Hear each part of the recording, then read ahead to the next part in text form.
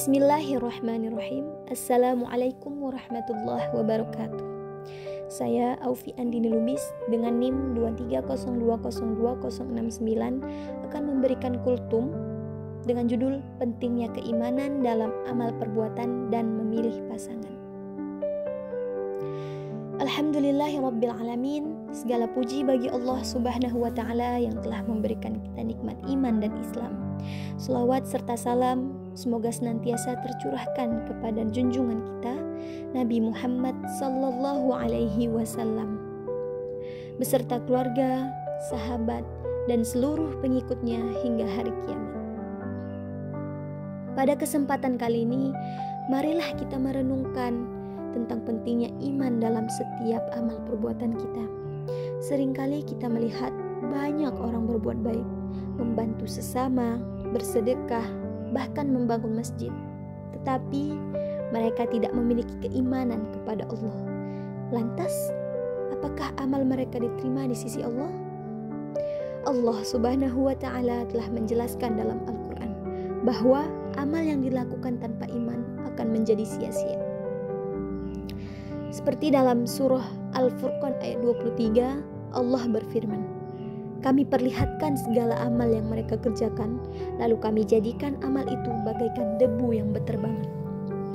Ayat ini menggambarkan bahwa orang-orang yang tidak beriman, meskipun mereka banyak beramal, pada akhirnya amal mereka tidak memiliki nilai di akhirat.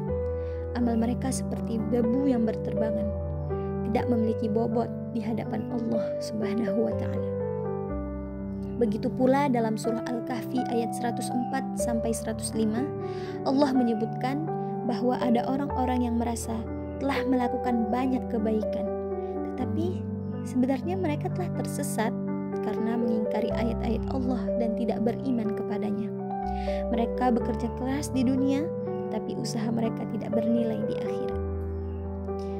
Kemudian dalam surah At-Taubah ayat 17, Allah juga menegaskan bahwa meskipun orang-orang musyrik memakmurkan masjid, selama mereka masih dalam kekafiran, amal mereka akan tetap sia-sia.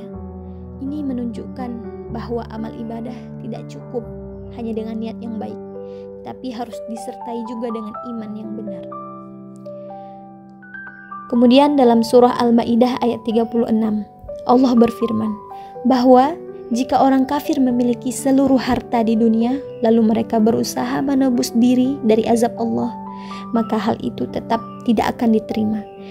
Ini menegaskan bahwa tidak ada tebusan bagi orang yang tetap dalam kekafiran. Kemudian Allah memberikan perumpamaan yang indah dalam surah An-Nur ayat 39. Amal perbuatan orang kafir diibaratkan seperti fata morgana di padang pasir. Mereka mengira akan mendapatkan pahala, tetapi ternyata tidak ada. Mereka baru menyadari kenyataan pahit ini ketika berada di akhirat. Kemudian pada surah Ibrahim ayat 18, Allah menggambarkan amal mereka seperti abu yang tertiup angin kencang. Tidak ada yang tersisa, tidak ada yang bisa mereka manfaatkan. Dari semua ayat ini, kita bisa mengambil pelajaran bahwa iman adalah syarat utama diterimanya amal. Tanpa iman kepada Allah dan hari akhir, semua kebaikan yang dilakukan seseorang tidak akan memiliki nilai di sisinya. Oleh karena itu, marilah kita menjaga keimanan kita dan selalu mengiringi setiap amal kita dengan keikhlasan dan keyakinan kepada Allah. Kemudian pada pembahasan berikutnya ialah memilih pasangan yang baik. Dalam kehidupan, kita semua menginginkan pasangan yang baik. Allah telah memberikan pedoman tentang pasangan yang cocok dalam surah An-Nur ayat 3, yang menyatakan bahwa pezina tidak pantas menikah kecuali dengan sesama pezina atau orang musyrik. Hal ini menunjukkan pentingnya menjaga kesucian diri agar mendapatkan pasangan yang baik juga. Kemudian pada surah An-Nur ayat 26, Allah berfirman, "Perempuan-perempuan yang keji untuk laki-laki yang keji, dan laki-laki yang keji untuk perempuan-perempuan yang keji pula. Sedangkan perempuan-perempuan yang baik untuk laki-laki yang baik, dan laki-laki yang baik untuk perempuan-perempuan yang baik pula. Mereka yang baik itu bersih dari apa yang dituduhkan Allah. Bagi mereka ampunan dan rezeki yang mulia." Ayat ini menggambarkan bahwa kita harus memperbaiki diri agar mendapatkan pasangan yang baik juga. Jika kita ingin mendapatkan pasangan yang saleh dan salihah, kita sendiri harus menjadi pribadi yang baik terlebih dahulu. Semoga Allah menjadikan kita hamba yang selalu beramal dengan ikhlas dan memperbaiki diri agar mendapatkan pasangan yang baik di dunia maupun di akhirat.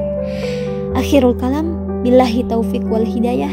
Wassalamualaikum warahmatullahi wabarakatuh.